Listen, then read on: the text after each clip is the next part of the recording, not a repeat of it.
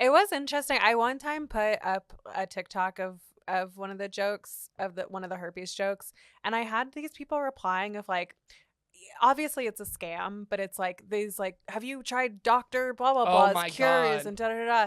And All the time. I was like, well, wait, hold on, like. Obviously, it would be great if there was just like a cure for this, but like that's not really the point here. Like the point is like I've kind of accepted that there isn't. Mm-hmm. It doesn't really impact my life that much anymore. And like you're missing the point. Like you're just missing the point. I'm not looking for a cure here. I'm just looking for us to like laugh at it. Yeah. Also, Like- just accept it's not a huge deal. Yeah, that thing of, I mean, look, it's so cliche to be like, laughter is the best medicine, but for herpes it is because there's no cure. There's no actual. Yeah, it helps. Like, I mean, it helped me kind of get over it and Yeah. accept it. It was just being like, one, you're like, oh, this other person has it, and they're fine. Yeah. But two, it's like, yeah, we all like to laugh at things that are like, quote, dark things in our life. Yeah, it was so exciting to watch you start telling jokes thank you. about it and like Yeah. talking about it. It felt I was worried I was gonna feel like, well, hold on, like that's my thing. But I think the whole point is like it's super common, Yeah. and it is nice to have like this little community of like herp girls, you Yeah. know? Herpes comics in general. Herpes comics. Yeah. Yeah. Because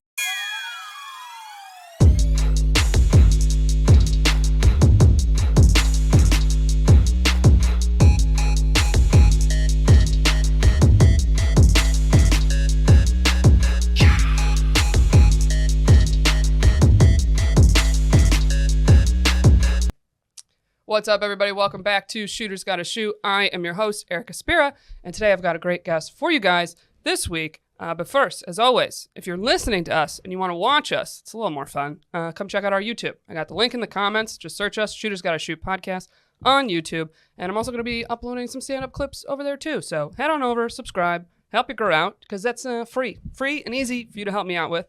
And if you have a little cash, you can join our Patreon, which is patreon.com/Shooters Gotta Shoot. Now, for a while, I wasn't doing extra episodes because, I picked up that other pod. Shit was crazy. But now that I got laid off, I have time.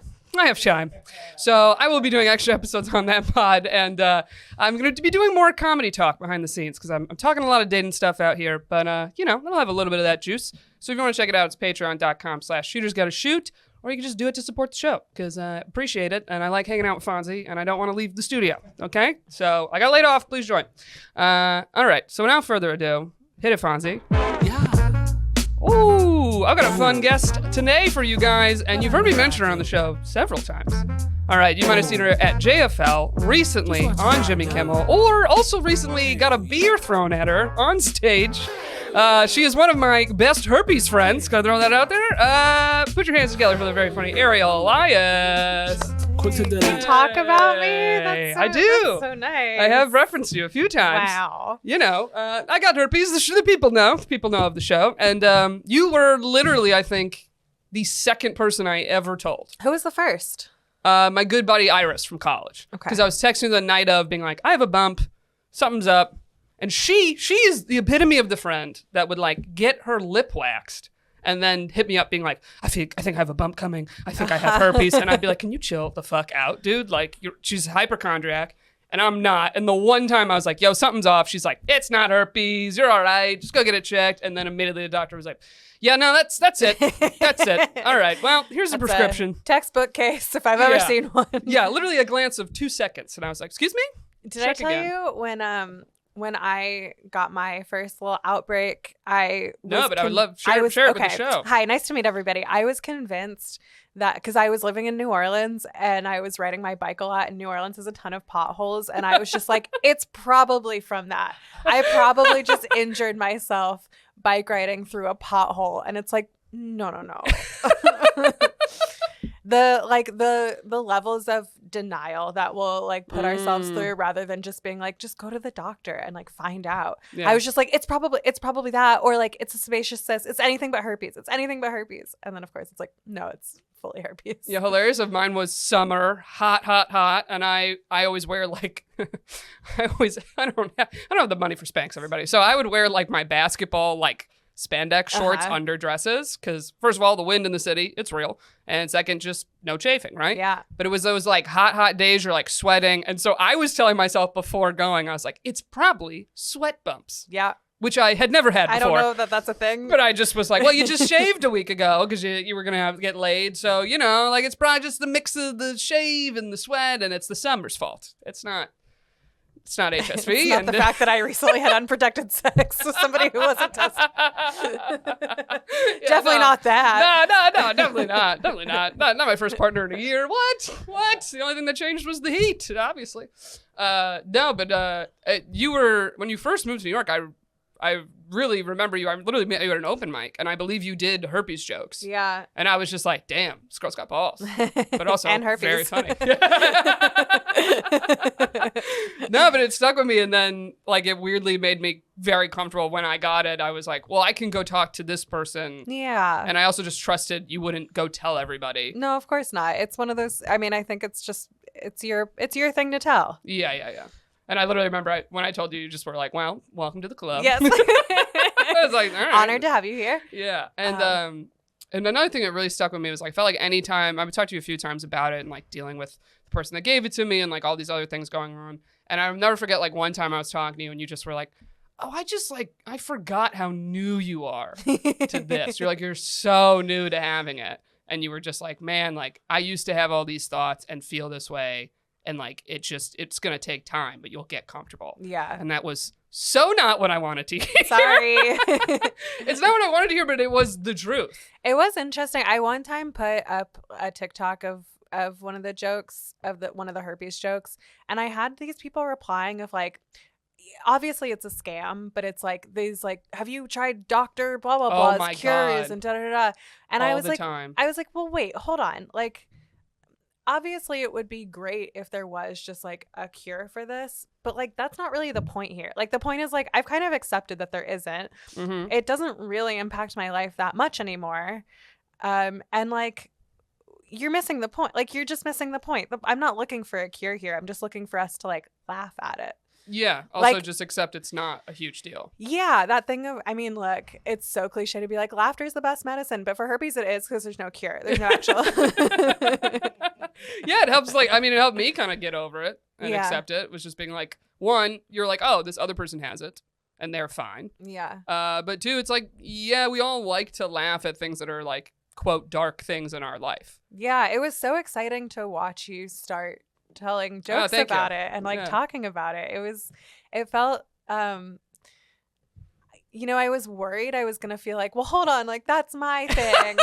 But I think the whole point is like it's super common and it is nice to have like this little community of like herp girls, you know? Herpes comics in general. Herpes comics, because like I did have someone on the show, not a comic. Ella Dawson actually came on, which was great. But like literally just comedians alone. I think maybe you're the 5th or 4th person to just be on my show and talk about having it. And then it's like Drew Michael's another person that has it, and people message me his jokes all the time, being like, "Have you seen this guy?" I'm like, "I know Drew. I've worked with Drew.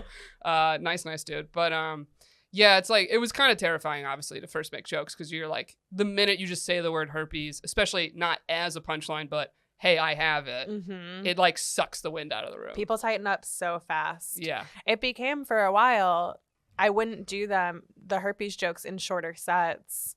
I would only do them in longer sets because I was like, well, you guys haven't gotten to know me. And it's sort of become a thing where I feel like an audience has to earn that. And they like, I have to feel like I can trust them just as much as they have to feel like they can trust me. Yeah, I get that. It's also just comfortability. Yeah. And like do I have the time to like make you guys like to ease you into this a little bit or fully abruptly say it, but also know that I can recover, not even recover, but just like you have to make everybody feel safe. Yeah. When you talk about something like that. But it's fascinating people's reactions. The amount of like messages I've gotten from people who are like, me too, where you're just like, yeah, we all have it. Well, I've gotten messages from people being like, because how I brought it up was it kind of is a punchline in a way to another bit. And so that's how I first say the word herpes. And I've gotten a lot of messages from people. They were like, when I first heard you say the word herpes, I was like, oh, great. Another joke that's just putting herpes at the butt of the joke. And then they go, oh, and then you were like, actually, I have it, and did material about it. And they were like, oh, and then I was like relieved and also, thank you. That was cool. I was like, yeah, it's comedy. You got to figure out a way to kind of ease some stuff in. Yeah. Because especially if it's not an obvious, the point of it is it's not an obvious, you look at me and you go, oh, well, she has herpes. Like, if anything, people are just like, what? And I remember you telling me you like, I don't know if this is a move you did often or you did it one time of you started like dating someone. And to tell them you had herpes, you just brought them to a show. Oh, Erica, I did that often. Oh. I did that a lot. Yeah. Because what's crazy, and I think this is pretty common with a lot of comedians, I'm very comfortable telling a room full of people something very intimate. Mm-hmm. I am very uncomfortable telling one person something intimate. No, I get that. And I didn't really know how to have an actual conversation about herpes. I only knew how to write jokes about it. So okay. I knew how to like be really mean to myself for a while. Yeah. But so the only way I had figured out how to tell people was through stand-up, was through these jokes. So, but I also wanted to be honest. I didn't want to do what had been done to me of like hiding something. Yeah. So I would just like bring guys to shows. All this, if we hadn't slept together, I was just like, yeah, here's where I'll be. Okay. Or I would like be at the bar sometimes because I started in New Orleans and there are no comedy clubs. It's all at bars. So all stand-up shows are at bars. So I would like be at the bar before the show and like flirting with some guy. And I would be like, oh, I'm going to like go do this show. Do you want to come in and watch? And sometimes that did not work out for me. Like sometimes they would be like, cool, bye, nice to meet you. Yeah. And sometimes they were like, hey, that was really cool. And sometimes, like a lot of times we wouldn't even like broach what I had said, but they knew, they were informed. We didn't have to talk about it. And that was that. Well, I was going to say, didn't you have one time someone like thought you were kidding? Yes. And you were like, I had to add a line in my joke. Yeah. I now have a line where I go, just to be like, I talk about herpes for like truly 5 minutes. And then I go, just to be very clear, I really do have herpes. Because one time it was that exact scenario. I think it was maybe Halloween.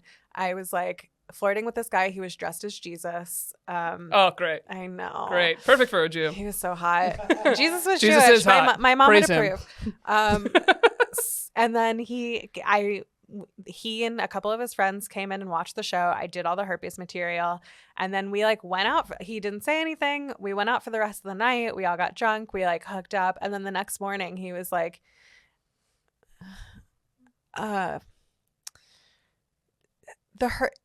you don't really have herpes though, right? And I was like, yeah, dude. Like, yeah, I had 5 minutes. What an insane thing to have made up. Yeah. And like just talk about. Mm-hmm. So I felt bad for that guy a little bit. I think he was just blackout.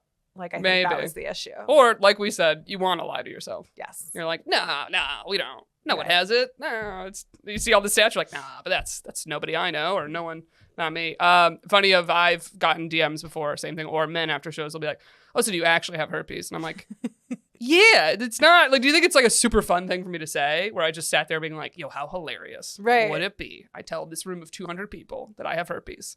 It's like, what do you think I say that to get laid? Yeah. Like, why would I choose that? You know, not that it's a big deal and it's okay to have it, but it's such a weird, like, yeah, I just was like, what's something I could talk about that makes me unique? That's not true.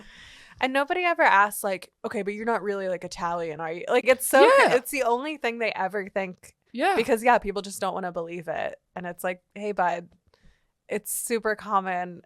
And it's like, just like, fuck me and get over it. Yeah. You know what I mean? Like, get over yourself. You're not. Just get it. Just get it. Just get it. You should just get it. I know. Well, that's what's interesting about the whole cure thing, because obviously, like, talking about it. And then the show, I have so many people message me. There's, like, some guy named Fred Hutch that's, like, quote, so close to getting a vaccine approved. And people have sent me stuff being like, would you promote this? Or like, oh, isn't this so cool? And blah, blah. And I'm like you, where I was like, I don't think there needs to be a cure. I was like, and also, like, I don't know if anybody's, seen the news on vaccines, but not everyone's a fan. They kind of, vaccines don't have the fandom they used to. So even if this is approved, it's like, good luck getting anyone to take vaccines. Do you think people would take a herpes vaccine more willingly than a COVID vaccine, though? Just because, like, I mean, I feel like the people love to fuck. You know what I mean? I know, but it's like the people that specifically are like, I'm not taking that COVID thing. And if their excuse is anything along the lines of it being so new, okay, I'm like, well, they're not going to be first round herpes shots. Okay. And I still think there's so many people that are just ignorant where they're like, well, I don't fuck people that have herpes. It's like, well, you have. You already have. I promise you have. You definitely have. But same thing of I'm like, it's not. I look at all the other problems in the world, especially just in the health field alone, and I'm like, there are so many things that really need a cure more than this. Yes. Because now having it, I'm like I say in my bit, I'm like, it's truly not a big deal. It doesn't affect your health negatively. It affects your mental health negatively. Sure. But I'm like, you know, yeah, I'd put more points towards like breast cancer and like cervical cancer, like things that actually can kill you, and you know. I've actually found it's because so you say in your joke that you just had the one outbreak when you first got it, and then you don't anymore. Is that? I think I had two. Okay. But they were very close together. Okay. It almost felt like, I mean, to be blunt, it's like, it almost felt like the front half had the outbreak and then the back half suddenly got the rest of it. I do always get like one lip at a time. Oh, okay. So I like still get outbreaks. I also have like a pretty weak immune system. Well, do you don't take daily or you do? I don't right now. See, that also, you know, but I get it. Because it's just like, it happens so rarely, but the times where it does happen, where I do get an outbreak, are when I am incredibly stressed and not taking care of myself. And it's like my body just like kind of like starts to shut down. And that's usually the first thing that happens is I get a little outbreak. And that has become to me my little bat signal to be like, oh, I have to sleep more and drink more water. Or I'm getting sick. Like but it's this, in a way, it's like Sarah Armour had a joke for a little bit about how it's like your own little Jewish mother like living inside you that's just like, you're not taking care of yourself well enough. Yeah, no, very true. And that's why I'm not on it daily either. I only start taking it if I start seeing someone. Yeah. But even then, when I am, I'll take it at the beginning, and it's partly more of a comfort for them. And then I hit the point where I'm kind of like, hey, I usually don't take this at all. There's no problem. And it's obviously a conversation. I'm never going to do that to someone blindly where I'm like, well, it's, you know, it'd be like removing the goalie birth control wise. And you're like, well, why would we have to tell them, you know? But yeah, that's why I always encourage people to be off the meds for a while, as scary as it can be. But I think it helps you'll realize, do I even have them frequently? And what triggers them? Yeah. And so many people have been like, lack of sleep and stressed out, and they never made the point of like, oh, actually it's just like, oh, I need to take care of myself. Yeah. But I think it's just more important of like, yeah, you figure out what your own trigger to it is, and then also you'll realize if you have any signs that one is coming that aren't a bump. Yeah. And then that really actually is going to help you the most with like not transmitting it. It's basically like, oh, do you have any signs like if you're possibly shedding? Which, again, so rare to have those days, but still possible. Yeah. But the thing is, I say that in the joke because, like, one, I just like making it known that it's like, it's just not a big deal. And for most people, it's not frequent, or they just do a daily Valtrex. Right. So they never have to deal with, you know, I knew someone that would get it like every period. They'd get bumps. Oh, interesting. And they just were like, you know, it just sucks to every month have to deal with it. Yeah, so they'd start taking it the days before their period came. And they were like, yeah, you know, I just hate that I can't like go to spin class. Like, you know, like it was such a like, you know, I just want to be able to like keep my workout routine. Yeah, and I was it does change that. Yeah, valid. So, but like, you know, Joe List was on, and he for a long time didn't have health insurance. So he was like, I would only go and get the Valtrex or something if I had an outbreak situation. And he said one time he just like didn't have the money to do it. And he was like, but the longer you have it, the more you bounce back quicker, the less worse it is. So he was like, yeah, I had 2 days. I just like didn't really do anything. And then like, we're good. I remember dropping off some Valtrex pills for somebody who didn't have health insurance, and I was like, well, I don't have to take these every day. And she felt that she was gonna have an outbreak and asked if she could have some of my pills, and I was like, yeah, of course. Yeah, right. That's so nice. When I joined the support group, there were like periods of people, same thing, where they were like, oh, I don't have health insurance, this and that, and so many people were like, dude, I got mad extra. I'll throw you some. You need some. Like we all bring in we all showed up to group with a pill. Like we got your week's supply between the 7 of us. That's true, like recipe swapping or some shit and whatnot. But like I'll trade you 7 Valtrex for 1 ecstasy. Yeah. You're like, got new weed? We can make a trade. I was gonna say, have you ever slept with somebody and not told them? Yes. Yeah, I mean, same here. I've admitted it on the show. Yeah. I felt bad about it for a while, and then I ran into him a couple years later, and he didn't remember me. and I don't feel bad about it anymore. He was the first person I slept with after my ex and I broke up.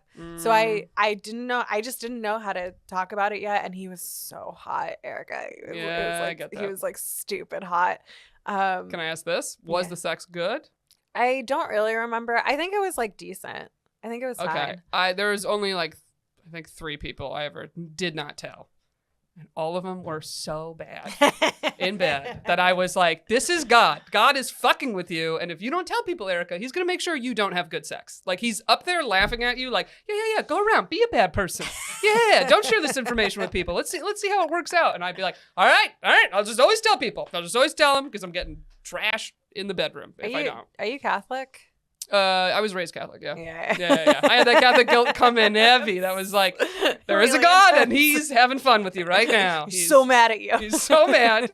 This is what happens, or whatnot. But but it was same thing of like, I remember I was always telling people, and then I just hit a wall of it's like. It's exhausting to always be honest. Yeah, and this is a terrible excuse, and I don't advise people to do this, but I was in Europe, and I said to myself, well, these Europeans don't care, so I don't have to. They're more educated, they're more sexual, they fuck all the time. Literally when in Rome. They don't care. Yeah, and I had a hot tour guide that was flirting with me the whole tour of the windmills in Amsterdam, and I was like, you know what?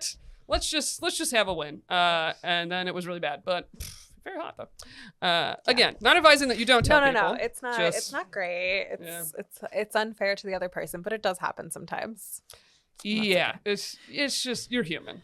We're human. Because I've gotten those messages where they're like, I slept with this person, I didn't tell them, blah blah. I'm like, yeah, I've done the same thing. Yeah, everyone has. There's people I know that just full denial that they even have it. Yeah. Or like one person was like, no, I just had it the one time and it went away, so I don't have it anymore.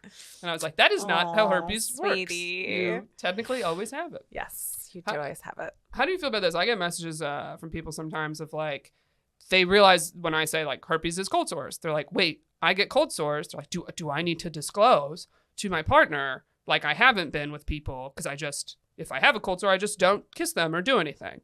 What would you say on that? I don't know. Because it's a weird line. I do think cold sores are different because they're so visible and obvious. And also, I've never had cold sores. I fully only get them on my pussy. So I don't really know like what your obligation is to be like, just so you know, I get cold sores. Like that. I don't know. That feels. What do you think? It just feels so common. Well, it's a weird thing that they're like, do I need to disclose that before I kiss someone? Period. Like not having an outbreak. I don't think so. And it's something that it's like, I call it like people with herpes often have cold sore envy. Because it's like, well, I wish like that's how I got to treat my herpes because I have type 1, which, some people call oral herpes, but I'm like, I think that's incorrect. Because you can get both in either place. So it's like the whole oral versus genital. It's like, I think the numbers have come out recently. It's like, HSV1 now is incredibly more common on your vagina than on your lips. But it's something that I'm kind of like, I feel like, just tell them, but also because I'm like, no one cares about cold sores on your mouth. That's why I'm like, you don't have to make it a big thing. I'm like, tell them the same way I tell them. I'm just like, hey, I get this thing sometimes, so I'll let you know if like we just can't be physical, and that's kind of it. Like, you don't have to bombard them. I guess so. With info. I guess I just like, I was always also so much more casual about making out than I ever was about sex. Right. So I feel like half the time I didn't even disclose my name, like, let alone. That's New Orleans, baby. New Orleans living, coming in hot. I was going to say, are there any significant like disclosure stories you really, really remember? I remember the first time I told somebody who I was sleeping with, and it was like, I remember I was like trembling. I was so nervous. And he didn't handle it great. I mean, also like, who could blame him? I was so nervous. Like I was building it up so much and making it such a big thing. I was 22. So I was just like, I was like a kid. But I remember, and I tried to write a joke about it for a little bit, but so we ended up having sex and then he ghosted me. Oh, so he was okay with it. And then he was a recovering heroin addict. And I remember the joke that I tried to make was like, wait, so like if like he would have been more likely to like stay with me if I had heroin than if I had herpes. I mean, yeah, probably. But I mean, that was real. And I think after that experience, I was like, oh, I have to learn how to tell people this. Like, I have to. I mean, because that was the first person I had ever told, I was like, oh, I'm like a pariah. Nobody will ever want to be with me. That's how it feels. Yeah. Because this one guy didn't want to be with me. I mean, I had several people my first year having it reject me, that it made me go back to the herpes dude that I should never have. But it was like, I just want to have sex and not worry about it because he also has it. Yeah. And just like feel, quote, normal again. Yeah. So it's like, listen, it's just how you feel when you get it and you get rejected for it. And it is kind of a weird game of like, until you get a win in that department, you do just feel like, is anyone going to be with me? Do I have to only date people with herpes? Do I got to join the positive single site I thought I was going to have to do that. People hate so much? Yeah, they've reached out to me being like, could you sponsor us? And I'm like, no, I'm not. I mean, not sponsor. She's like, pay me to promote them. And I'm like, I don't, because it's like, do that site if you want or don't. And I've heard both positive things and both negative things from the site. I'm like, it's like every other dating website. Right. So I'm like, take with that what you want. But I've met people that were so terrified to date anyone that didn't have herpes, and they would only date through that website. And that like crushed me, because I was like, no, you don't have to only date someone else that like carries Valtrex with them. It's like if you're a diabetic and you were like, well, I can only date other diabetics because, you know, they understand the insulin. It's like, what? That's not, you don't need that. No, it's hard. It's like we all just kind of want to make things a little bit easier on ourselves, and dating's hard enough. And so I understand it. And if that's what you want, go for it. But I mean, my now husband, when we met, I was like super open about it because I had also just moved here. And at that point I had kind of figured out how to talk about it. But he was like terrified of herpes and of dating me. And those are not necessarily related. Yeah. But like, there's other reasons to be afraid. But he talked to his doctor about it, where he was like, I met this girl and she has herpes. And the doctor was like, well, I mean, also his doctor is like, you know, he's like a Greek dude in Astoria named Socrates. And he was just like, well, bro, like he like talks to everybody like that. Well, he was like, well, bro, she was already honest about it. Like, you should just like stick with her.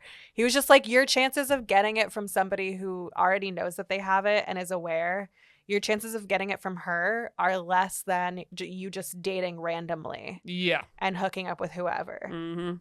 So shout out to Socrates. Shout out to Socrates. Thank you for my husband. Really, I know, really coming through. Well, I was going to say, I feel like since I've known you, you seem to have always been in relationships, and specifically with people that didn't have it. So I looked at you like, well, Ariel always like seems to have success. Well, I mean, since you've known me, I've only been in with my husband. Oh, okay. Well, maybe it's just the past relationships you've mentioned. met him like a week in. Oh, really? To moving to New York. Yeah.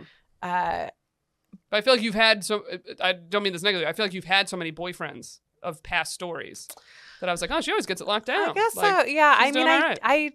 it's been a while, but like I really did have game. Like I was pretty good at closing the deal, or opening the deal, I guess. For women, it's always easy to kind of close the deal.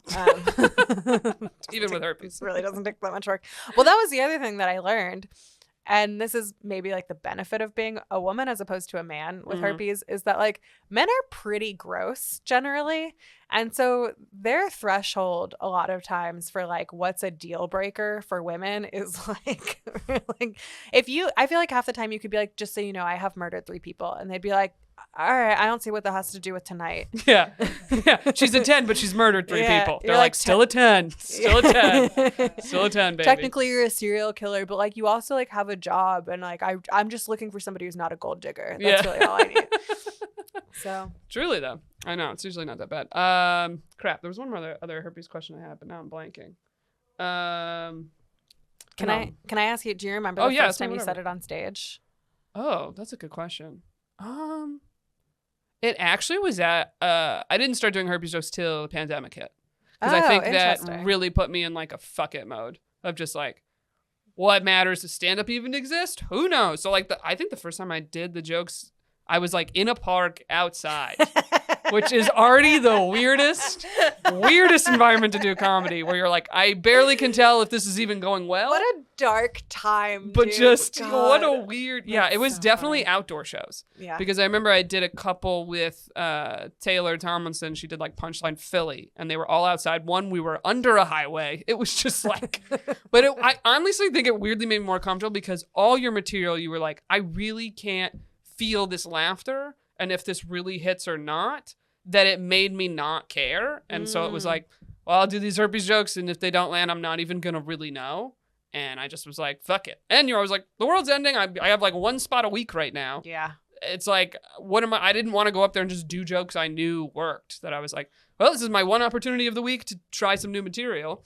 And I also think I weirdly felt like everyone right now just feels like, well, who cares? As long as I don't have COVID and I'm not dead, cool. So it was almost like, I used to open the joke, and part of it I would say, like, I almost feel like COVID did me a solid. I was like, no one's afraid of herpes anymore. And people would laugh at that, being like, oh, actually, yeah. Like right now, if you're like herpes or COVID, before the vaccine, everyone's like, herpes, I'll live, Right. Or I don't have health insurance. I'll be better with the herpes than a giant hospital bill from COVID. So I was like, yeah, that was the first time I started doing it. And also it helps, like, when I did the shows with Taylor, her fans are so open, especially she did jokes about being bipolar. Yeah. So like her crowd is very, very into therapy. Very talk about your conditions. Literally down for any of that. That I was like, oh, that gave me a huge advantage. Just having a crowd that is more kind of Gen Z and very aware, and so many people message her about also being bipolar and stuff like that. So I was like, oh, that helped me feel comfortable. I was like, all right, well, this crowd's not going to care about herpes, or they seem to be educated enough that they at least won't get weird. They were very like, yeah, tell us your darkest fears. Yeah. We're here for it. Let's, that was the first time I really talked about it. I know, but it's for me, actually, I felt like I had more of a fear telling the jokes because of the comedy community, not the audience, because it's like, the comedy world is like high school. Incredibly judgmental and cliquey. Yeah, and it's everybody's fucking everybody. So that was also a thing of like, there was like a comedian I hooked up with forever ago that was one of the people I didn't tell. And before this podcast came out, I went and I told him, because I was like, hey, I feel really bad that I didn't. And I literally was like, I'm releasing the show and I don't want you to see that and be like, I couldn't tell me, whatever. But I said to him, and I was like, I hope I was wrong. And he was very like, well, if you told me, I would have still like done it. I'm educated on it. I know so many comedians that already have it. Yeah. Shout out again to Ariel. I was talking about you in that convo. Hi. But I remember like I was really lucky that he was really cool about it. But essentially, like I said the main reason I didn't tell you was because I was terrified of all the other comedians knowing. Yeah. I was like, and that's not fair to you, obviously. And I basically didn't trust you to like keep your mouth shut, which again, not fair. Could have given you that chance. But they were very at least understanding of. They were like, nah, I get it. They're like, I get that it wasn't necessarily me you didn't want to know. It was everybody. Yeah. Right. You hate to be in a room where you're like, oh, everyone knows this secret but me. Yeah, it's hard to relinquish control over your secrets. Exactly. And then I had the pod. We had the pod only for like 5 months. Yeah, and the world was shut down. But I kind of was like, well, I released the pod about it, so I have publicly said it. Mm-hmm. And then to my surprise, started doing jokes, and so many people like still had no idea. And I was like, I have posted episodes titles with herpes. No, it's a great reminder of like nobody's actually really paying that much attention to you. Exactly. Like I thought releasing the pod was going to be this like huge announcement. And then like fast forward, I don't know. I just did Corden 3.5 years later. That set was actually one that most comedians found out, or most like people in my hometown, And I was like, oh, I'm at the point now. I really don't give a shit that you know. I'm like, fuck it. Tell everybody. So, it's like so liberating to just be like, oh, fuck off. Who cares? You know what I mean? Like exactly. But that's like what made me more nervous was like more people like judging like my parents in the hometown. And like for them, I'm like, yes, I'd hate for you to be at the grocery store and there's people whispering and you feel like you feel terrible, even though, but it's like something I did and it's about me. Where I'm like, yeah, I don't live there. I'm like, they could whisper all they want. But I do remember when you first like came to my apartment and we were talking about this. One of your big fears was your mom and dad finding out because you're still on their health insurance. That was a big one. Yeah. I was like, they're going to know. They're going to see these like visits. How did your parents react when they found out? So I chickened out I emailed them That's how I told him. You all right? Yeah, sorry. I just have to readjust. No, okay. Okay. I emailed them. I chickened out of like, there was a few times I tried to like get both of them while we'd be with the family, but then our family's so fucking huge. It's like someone else would always be around. Or even like my sister would be around or my brother would be around. I'll never forget though, because I went to City MD when I had that first outbreak, and I remember paying out of my pocket like for it, and I was very like, hey, this health insurance linked to this address, but don't mail anything there. I like gave them my thing, but I was like, let me just pay everything so if there's no bill to mail or whatever. And it was just for like a routine testing, so not my results. And then still something got mailed home, and my mom like opened it. And she was like, hey, she's like, I got this thing for these tests. Is there like a bill? Do you need help paying this? What, you know? But she was like, is everything okay? And I was like, oh, yeah. And I just said, I thought something was off. So I went and got tested. And she was just like, okay, good. I'm glad you're being safe. Like, thing. And I was like, woo! Close call. But I'll never forget. I was like, also like, oh, I got mailed to her anyway. I didn't have to pay that $300. I was like, she would have paid it? No, it was like $300. Because at that time, oh, God, I was like, yeah, when $300 is like the world to you. Yeah, I was temping. I was making like $12 an hour. Yeah. Like, that was like almost a whole week. Of work that I had to pay, and I was like, do it, Erica. I was gonna say when you first got it. Oh, sorry, you asked me how did they react. So I emailed them. I chickened out a little bit, but I mainly emailed them again because the podcast was coming out, and I made it just like, hey, I'm gonna be like public about this thing. I tried to tell you, and I just said I was like, I didn't want this to reflect badly on you, and that's why I never told you, like.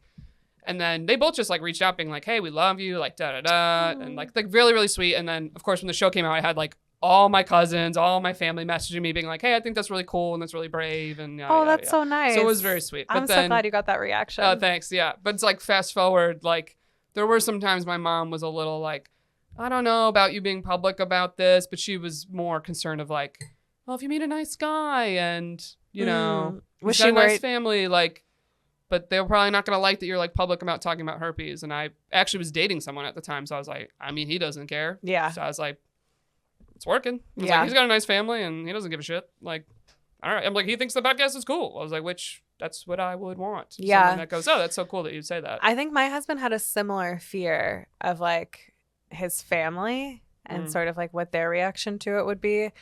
But his sister and niece have been to like more shows of mine than I can count at this point. So like they truly are just like, they do not care. They're like so fun about it. We're just like, yeah, I think we constantly underestimate people and fear their reactions so much, and at least for me, I just don't give people enough credit a lot of the time. But usually people come through for you. Yeah. Or like, I mean, it's like with any like breakup or anything, you're like, oh, was this the reason? So like the last person I like was seeing or whatever ended. And then my mom made a comment of like, I think like you having the podcast is the reason people don't want to date you. And not even about the herpes part, but it like, you know, it's something that it's like, I've had that thought before in my own head. Yeah. And it's like, No. It's like you're a comedian. That's why guys don't want to date us. That's what I said to her. I was like, I don't think you realize like me doing stand up and me having this podcast are the same thing. Yeah. I was like, it's the same reaction from guys when they find out about either. They're like, oh, you're going to talk about me? And I'm like, if you're going to be a piece of shit, yeah, probably. Yeah. But like, yeah, you're nice to me. No. Like, but I was kind of like, yeah, but it was there the whole time that person was dating me that I was like, what? Like, it would have been an issue at the beginning. It never would have went anywhere. It's also just this thing of like, okay, so maybe that's not why they want to, or maybe they don't want to date you because of that. But like, okay, fine. So then they're not the right person for you. Exactly. That's it. And then you move on and you keep looking. Right. And before I had herpes, I had those guys that were dating you, but still keeping you in the dark. Yes. And I'm like, everyone's had that, regardless of herpes or not. That I'm always like, well, I've been kept in the dark for God knows what reason. You had such a funny line last night at Old Man Hustle about like, they're like when you're just being 25 dating of just like, yeah, of course, like you were doing crowd work. Oh yeah, I asked if anyone's giving her advice and she's like, not really. And you're like, yeah, you're 25, like you just go be a slut, like that's all you have to do. You want. Yeah. And you said something about like when you were 25 of like, why don't guys date me? It's like, because I'm 25. Yeah, exactly. You're not supposed to date That's literally, yeah. You're like, I'm very young. And I was like, oh my God, that's such a great point of like, yeah, when I was like 22 and like horrified and telling guys like, you know, I have herpes or whatever, and then like piecing out, it's like, yeah, because I was 22. Like nobody actually wants to date 22-year-olds except for like 50-year-olds going through a midlife crisis. Funny, yeah. The guy that was dating me at 25 that I got herpes from was turning 31. I remember him turning 31 while we were like seeing each other. Okay, 31's not midlife. I didn't feel like he's so much older. But now that I am 31 and I'll see other 31-year-old men go for dating younger women, I'm like, oh, you like dating younger because like they don't know the tricks yet. Yes, that's they'll put up with the bullshit. It's in Nikki Glazer's last special of like, just say you want to like, of like guys who are like who want to date somebody young, and they're like, but she has an old soul, Nikki. She has an old soul. And she's like, just say you want to fuck a 22-year-old because she doesn't know your bullshit yet. Like, just say you want to fuck a 22. It's okay. She believes you when you say you're really busy at work right now. Yes. Like she'll put up with the, breaks between the dates or breaks between seeing her or even hitting her up last minute because she's out late. Okay. It's not that late to her. She's already out having a good time drinking. And I'm like, I don't do that anymore. I never really did. But like, I look back and I'm like, oh, so much shit I put up with. Even like well before herpes. I look back and I'm like, I got herpes and actually started putting up with less. Yeah. Which is hilarious. Like, it's like, it didn't deter me of, I don't know, standing up for myself and whatnot, which, I mean, that's the thing that often happens. Like literally today, I had a woman message me and she thanked me for the podcast we're talking about it. I think she came across a stand-up clip, but she said, she was like, I got herpes young and in college. And she said, like, basically the first guy that was okay with it, I like dated and ended up marrying. And she's like, and now I'm going through a divorce. Yeah. And she's like, it kind of was just like, oh, thank God there's this person that's okay with this thing. Which is like kind of what I think is the danger of those like herpes only dating sites. Exactly. Is like you are just like, okay, well, this is my pool and it has to be one of these. Mm-hmm. Or the first just person that's okay with it. Yeah. And because I've been there. That's why I went back to herpes dude that was an asshole. That's why I stayed with herpes dude for as long as I did. I was like, nobody else will ever love me. That's how it feels. Or you're just relieved to be done. Yes. But it's funny that now it's like when I look at dating, and I think it's just because I'm older, I'm like, no, like the next person that really is like my boyfriend is someone I'm going to sit there and go, oh, I could see myself being with this person forever. So it's a different like mindset and a different look for what you're dating that I'm like, oh, herpes actually doesn't even, like, it doesn't really bother me to have that conversation or worry because I'm like, yeah, like I would like to date someone that also is looking like real future. Yeah. And it's like, oh, if that's what you're really looking at, then those are usually the people that go, all right, so if I get it, whatever, because if you're it, then you're it. Exactly. Like, we'll be together anyway, like kind of mentality. But God, that's just like crushing to me. And then I'm like, fuck, there's people out there that still do that. And I get it. I've been that person. It's like I didn't make the move to marry somebody from it. But like, yeah, I've stuck around in things or continued to hook up with people I shouldn't have. And I just was like, dude, it's just nice to be a person. It's nice to just not have to have this conversation. And I think people even feel that way without herpes. Where they just finally get a boyfriend. Exhausting. Yeah, like where they're like, oh, I'm finally done. And then the thought of breaking up, they're like, to re-download a dating app, I want to kill myself. Tell more people how many siblings I have. Yeah. I just don't know where I went to college and what I studied. It's so exhausting. Yeah, I think Jared Fried has a joke about that. Check out his special is coming out in a few months, but it literally, he was like, women will sit in relationships like, I would rather stay with this man than play fuck, marry, kill on a dating app ever again. Like, and it's so true of like, God, like, and I've been the person opening with that message. So, no shade to the game. Fonzie, what number are we at? We at like 45? Where are we at? 42? I'm like, do you want to do TikToks? I'm enjoying just talking. Yeah. Then I'm like, but do you want to do them? They're kind of fun. What are we doing with They're basically random dating TikToks I find that somewhat advice. And I love getting an appeal. Just keep in mind, I have not gone on a date on a first date in 9 years. Okay, so here's an interesting one of, we gotta have headphones for this. Do the put in their space one. It's a variety of stuff. It's not always advice, but. See a pretty girl. I'll walk up to her in the grocery store. And a lot of times I already kind of know because women will put themselves in your space. Yeah. You know what I'm saying? That's how they run game. Right. Yeah. So they're not going to come talk to you, but if they put themselves in your space and stay, because most of the times if they see a man, they'll just fucking bolt. Yeah. They'll go around the store to go to the produce section again, just get the fuck away from you if they don't want to be around you. Yeah. The way I look at it is genuine honesty. So I'll walk up to a woman, I'll say, hey, excuse me, I don't mean to be rude, but I would have been upset with myself for being a coward and not come speak to you. Yeah. I think you're beautiful. My name's Justin. Absolutely the way to go about it. I do love his description of women as basically deer. Well, it's funny. I saw this TikTok and I was like, oh, I've never heard it put like that. But I was like, fuck, that's true. Is it? It's true for me if I'm like, I've been, not necessarily in the grocery store, but I've been in public places. And if I see a guy that's cute, I'll do I go back near their space. Interesting. I will make a lot of eye contact, like a lot of like, but then like coyishly like looking away. Yeah, that's also a move. But I don't know that it's like, I don't know, man. I don't know that I was hanging around your space. I just like am looking for the right cucumber.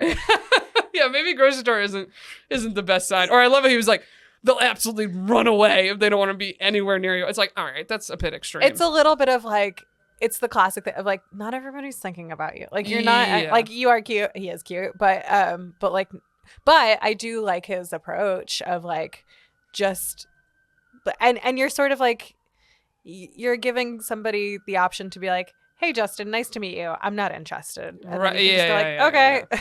I know, because I saw something else recently that was, I was scrolling TikTok, and it was like women, it's something about approaching women, and the woman said, the worst time to do it actually is when no one's around. Because our instincts are actually like, is this person trying to rob me? Is this person trying to attack me? Like, especially like in a city, if you're like on a street and you're like, no one is fucking around. It's like, actually, that is more terrifying. Yeah. I used to live in a neighborhood in Queens that was like not off of the train. So I would have to walk really far because I would come home from open mics late at night and the bus wasn't running anymore. And it was so much scarier to walk on these streets where there was nobody else out than like, I don't know, be in fucking like Hell's Kitchen or whatever at 3 a.m. Yeah. So yes, I think that's right. Make sure there are other people around. Right. But I was like, I think the more thing is, because I've also noticed this with men of like, because I agree with you, like grocery store is a little bit of a gamble of like, I literally am grocery shopping. Yeah. So I might just be needing this thing, but it's the like comeback. Like if you ever see someone come back in your space and be near you, and I've done that of like then gone and been closer to where they're standing, and I'm like, I think this is obvious, but I never know if it's obvious. We're just like, I'm around, I'm here. Yeah, I think the key thing is like returning back to where you are, as opposed to just like being near you, there. Where it's like, nah, dude, she just like saw that there's like a 2-for-1 on avocados and got real excited. Yeah, or it's like I either repel women and they run away, or they want to fuck me. It's almost this mentality. So just like, I don't know, my fight or flight responses are not happening while I'm grocery shopping necessarily. Right. Which I meant to ask you, do you have any like shooting your shot stories that you remember of like how you made a move? The only one I remember, because I usually approached it the way that like a defense lawyer approaches things, where it's like they won't ask questions that they don't know the answer to. Okay. So I didn't have like a ton of like risking it all, but I do, and this might be why I do have a memory of being in Hebrew school. Oh, okay. When I was like in 7th grade, and there was this boy in our class who like all the girls had a crush on, and I remember we were passing notes back and forth, and I said, do you know that a different girl, like we'll say her name's like Julia, said, do you know that Julia likes you? And he was like, yes, I do know that.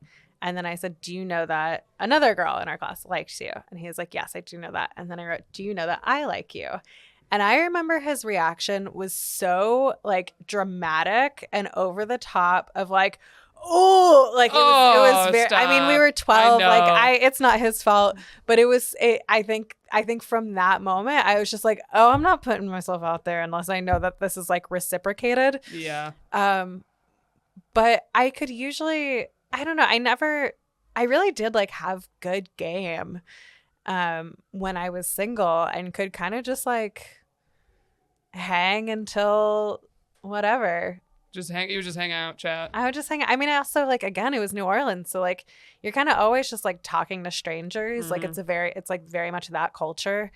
And so I would just like chill I was also and I still am like very comfortable just being alone in a public place. Yeah. I'd say that to women all the time. Like, go out alone. You actually get approached more, or at max one friend, but usually alone. Alone is great. And also like I wouldn't be on my phone. Like I didn't have a smartphone until I moved to New York. So I would just like chill and talk to whoever, and that was enough. So I didn't have to like, I don't remember ever like really putting myself out there in this like blatant shoot your shot way. Well, also, I mean, it sounds like you met people always just organically then, not on dating apps either. My favorite move was finding somebody who was like a tourist who was just like visiting for a few days, and I would be like, let me show you around the city. Oh, what did I mean? And also my house. Perfect move. And my pussy. There's ghosts in this house. To get them to come out, you got to make me come first. That'd be a hell of a line. That was fun. All right, let's see. Let's do this offering help one. I think this is an interesting thing here that also... I did some more serious ones. If you offer help more than once, you're trying to control. And so the awareness there is like when someone else is speaking, I'm like, do I feel this urge to offer help? And if they don't want my help, am I going to feel an urge to offer it again and again and again and again? The other thing that has helped me tremendously is I do something called I wait for the question mark. If someone does not ask me a question, I do not jump in with my great ideas and my thoughts and my innovations and my opinions and what I think is best for them. And those two things have really, really helped me with being able to hold space in a way where I'm saying, I see you, I hear you, I'm with you, but I am not you, and I don't know what's best for you. If you offer... All right, you could pause it. So this is something, when I watched it, I was like, this is something I had to kind of learn with men. And this is like, I guess, a more masculine trait of mine of, I have that typical man thing of like, you're telling me a problem. I'm trying to come up with like the solutions to the problem and not like, oh, this person just wants me to sit and listen to them. Yeah. So being in a long-term relationship, I was curious how this resonated with you of the like offering help. Yeah, I think she's completely right. The only thing I sort of disagree with a little bit is the like waiting until you're asked a question. But because sometimes it is just like, I don't know, that's putting a lot of onus on the other person to like bring you in. It's like, I don't know, be a person, have a conversation. You don't always have to be asked a question in order to speak. But yeah, it's a lot of, I mean, I think that's like a classic thing of like, it's a person you love. And so you want to like help them and solve their problem. But a lot of times there's not really like a solution. You kind of just need to like be like, that sucks. I'm sorry. Well, I think also women tend to, and I've been in this relationship, but women tend to end up being like the assistant to their husbands. But it doesn't start happening when they get married. It starts happening when they're dating. And it's like very little things of like they have some type of problem and you're stepping in to fix it and help and not letting them just figure it out on their own. Do it on their own. And a lot of times it's like you start putting energy and effort into like whatever they're building, whatever they're doing, and it's taking away from your own things. And that's something I've learned in like dating of I've done that with people and it never made them want to be with me romantically, but I thought it would. I thought it would give me like a leg up to what other women, I don't know, of like, oh, but Erica's like so great and helps me so much or is so supportive. And it's like, yeah, I very much have learned, especially like before I'm actually with someone, it's like they don't need my help. I should not be bending over backwards to like, go and help them. And I think it actually makes them like, I don't want to say feel like less of a man, but I feel like it does make them less attracted to me. Yeah. I will say, I mean, I don't think my husband and I have ever had that inclination. Right. Which is good. I don't think either of us, just looking back on it, like I don't think there's ever been a like, let me fix this for you. Yeah, but I also feel like both of you are not, because I know your husband, are not people pleasers. I feel like it's often a people pleaser trait. No, we sure aren't. Like it's this thing of like always, you know, being that like helping, like jumping it, you know, going over the top. But I do like, of course we like helping each other because we love one another. Right.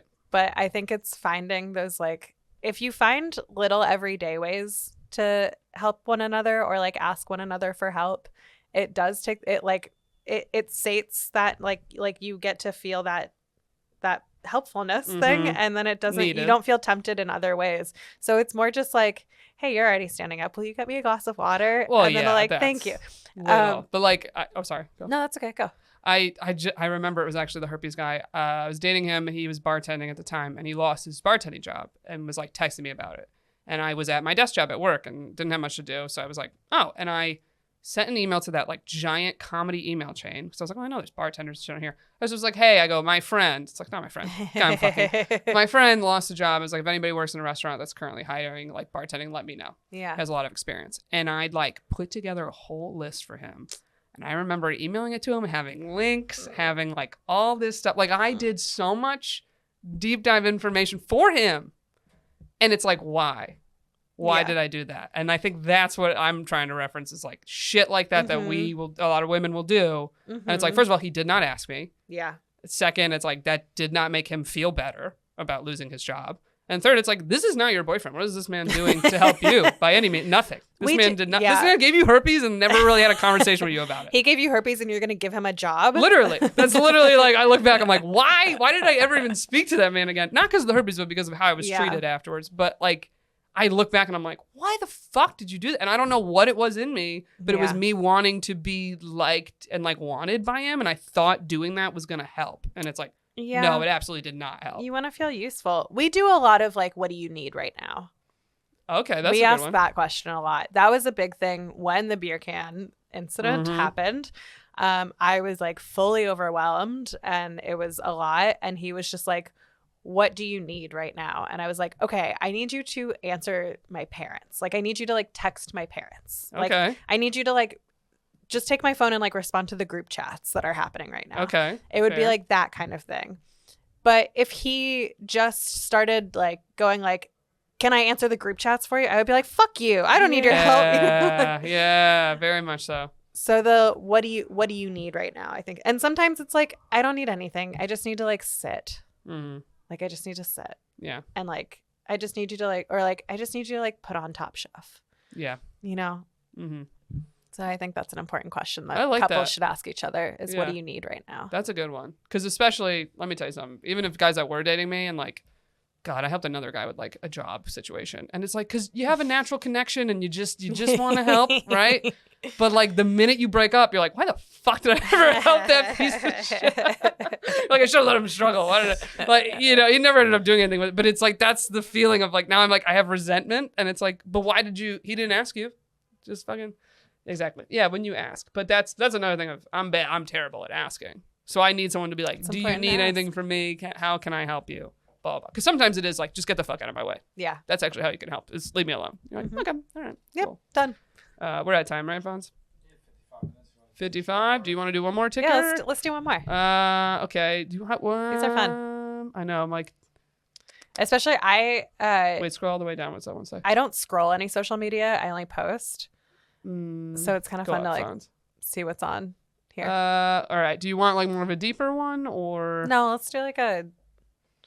Go all the way up, Fonzie. What was it? Okay, let's take this guy here. This is about basically like number of people you've had sex with and double standard a bit. So if you're dating a girl and you go to a bar and there's 5 other guys in the bar, they're like, yeah, I smashed her too. Yeah, me too, bro. That wouldn't do anything. I mean, if she's with you now, like, why do you care? There's like this weird type of like adversarial views on sex that I really fucking hate, where it's like a guy's goal is to get sex from a woman. And when you do that, you've kind of like dominated her and you've won. Not only have I her, in a way I've kind of fucked her over because I'm adding to the notches on my belt that's making me look good, and I'm fucking her over that makes her look like makes her look bad. And that type of like really adversarial view of like men trying to fuck women over through sex, I hate that. If you're dating a girl. Okay, stop. Well, obviously there's 2 schools of thought here. So basically this guy's being like, oh, if a girl slept with more people, isn't that, you know, not valuable? And I felt this is one of the first times I've seen a man actually have a very good response to this. Yeah. But I don't know. How do you feel about numbers in this clip? So I made a point, I forget, maybe I was in college still, where I decided very consciously to stop keeping track of a number. Not because like I'm just fucking somebody different but I did have this moment, and this is like, you know, 2 weeks after like my first women's studies class, where I was just like, wait, like why am I keeping track of this number? Like, what does this number mean? And then the more I was like, well, I'm either keeping track of this number to feel pride or to feel shame. But like, why would this number mean pride or shame? Like, what about it elicits either feeling? Like, why is there a feeling attached to a number? So I really appreciate this response from this guy. It's really the initial dude who's just like, if you go to a bar, there's 5 guys. I would just be like, oh, that's cool that you have like a regular bar you go to. Or it's just, I mean, it's just an unrealistic scenario. It's yes, like, of course. And I like how the also that like thought of, it's like, we've all been in this situation, maybe not all of us, but I've been in this situation before of like, you show up to a place with somebody and there is one person there that you've either dated before or slept with. And it's like all three of you know. Mm-hmm. And it's like, I love how it's like worried about the man's discomfort. It's like, you didn't fuck anyone here. I did. I'm uncomfortable and I got to navigate this situation and just be a little concerned with my uncomfortability. Not like, well, you fucked him too. How dare we ever see this man? The only way you'll walk into a room and 5 men have fucked that woman is if you're at an open mic. Yeah, it's really though. In New York City specifically. Yeah. Or exes in comedy. I mean, yeah, it's people on the Patreon know. That's happened to me. It's also have you read Jessica Simpson's book? I didn't read it. I listened to the audio book of it because I was too tempted. It was very entertaining. It's so good. I highly recommend to anybody. But there is this, it's interesting, like the way that we sort of like hold up these like virginal standards for women, but also you want to make her like a little sex pot. Yep. Of like, like she's never fucked anybody, but she's gonna fuck you. Where it's like, what is this obsession with that? It's so bizarre. And I just think like this guy like hit it on the head. Hilarious of I won't say who, but an older man actually pointed this out to me. He was like, everybody acts like Taylor Swift is this, good girl. She's the girl next door. She's the sweet little country, whatever. He goes, she's had like 1 million guys. Mm-hmm. And he's like, and all her songs are about like basically getting fucked over by this dude. Like he was like, she's going from guy to guy to guy. He goes, and then everyone's calling Miley Cyrus a slut. And at the time she was still with Liam Hemsworth. He's like, she's dated the same guy for years. She's literally been with like one dude this whole time. And she wears a racy outfit and we're like, oh, this whore. But it's like, oh, Taylor Swift, da, da, da. And it's like, Taylor Swift has fucked a ton of celebrities. Yeah, like, there's a 30 Rock joke too about in like a later season when Tracy Tracy calls Liz like a whore basically. And she's like, what are you talking about? He's like, and then he starts listing off all the guys she's dated in the series. And he's like, I've been with the same woman for 20 years. Hilarious. Where it's like, yeah, we put so much emphasis on like what the external, I mean, it's the same thing with herpes. If like you put so much emphasis on like, but you don't look like a whore. Like you don't look like you would do that. You don't look like you would have herpes. So like, how could you? And you're like, I don't know, man. I'm a human being. Right. Or it's like, sex is fun. Or it's funny that people that have been in long-term relationships, especially women, often have this thing with like pride of their number being low. And I'm like, you've been off the market for a certain number of years. Like if we calculated how many people you've slept with versus how many people I've slept with, and the months we were single, your number and percentage is way higher than mine. Sure. I'm like, you got out of a 3-year thing and you fucked however many people in the 3 months you were single. And it's like, so for you to turn around and call me a whore because my number's higher than 6, and it's like, yeah, but you fucked all 6 of those like in the 3 months, like, or whatever, which at the end of the day, I'm like, no judgment towards any of that. But that's when I always hate it, is people that are serial monogamous being like, oh, I don't know how you could just like sleep with that many people. I'm like, you don't know what it's like to be single for a full year. I feel like the number conversation is distinctly related to like the age at which a woman gets married, because it used to just be like, if she's 24 and not married, she's an old maid. Like she's a real spinster and no man will ever have her. And we've basically like replaced that language with like her number. And it's gross, and everybody should stop keeping track of their number. Yeah, I mean, I don't feel like anybody does. I remember sitting down, like trying to figure it out, and I was like, same thing. I was like, I stopped counting. Yeah, I actually just had a recovered memory of the exact moment I decided to stop keeping track of my number. I went to the OBGYN when I was in college, and then like the person who takes all of your information before the doctor actually comes to see you. This was in Kentucky. She asked me, how many sexual partners have you had in the last year? And I told her, I think the number it wasn't even like crazy. I think it was like 5. And she was like, oh, like her whole demeanor changed. Oh, fuck that. She was so like repulsed. And this is before I had herpes. She was like, I mean, look, like I was like in the fucking Bible Belt, but she was just like so appalled. And I was like, you know what? I'm never keeping track of this number again. Interesting. And honestly, when I go to the OBGYN now, they don't ask me how many partners have you had in the last year. Well, I don't know if it's because if they know you're married or whatnot, but I get that question. Okay, this is New York City. I know, but I get that question, but it's more they're like, have you had unprotected sex with any of them? Yes, that's more what the question is. So basically, like, how likely are you to maybe have an STD? But my answer for that was always 0, because the only person I ever had, I've only had unprotected sex with 2 people. One was my ex-boyfriend. from whom I received herpes, and the other is my husband. Yeah, my number is very low on that. Which that's the thing of getting herpes and finding out how many people are having unprotected sex all the time. Oh my God, it's with insane. Random people. I was like, what? What are you? What? I remember one time this guy. Sorry, I know we're over time. Oh no, sorry. Sorry, Fonzie. We love you. Sorry, this last story. Hooking up with this guy, we were like getting ready to have sex, and he was like begging me to like not have to use a condom, and he was like, and this is the other person I did not tell I had herpes. He was like, I don't have anything. Like I swear I'm clean, and I was like, I do have something. Yeah. Like you idiot, you fucking idiot. Yeah, you're like this with this attitude, you're definitely gonna get something. God. But that would drive me nuts. Also, with this attitude, I don't believe you that you don't have anything. Yeah. You're not afraid? Why not? You should be afraid. You should be afraid. You should be a little afraid. I'm a statistic right in front of you. Anyway, thank you so much for coming on. This has been awesome. I know I've been meaning to have you on forever. If you didn't check out Ariel yet, you definitely should. Go check out that wild clip of the beer getting thrown at her. You can find her at Ariel _ comedy. So ARIEL _ comedy. And check out her website, which is arieleliascomedy.com. And Elias is ELIAS comedy.com. You got a bunch of road dates coming up. Yeah, baby. So go check her out, guys. Torn all over. Thank you again for coming on. And follow us, Shooters Gotta Shoot Pod. DM us your TikToks. Talk about it on the show. We appreciate it. And any other suggestions. Appreciate it. All right.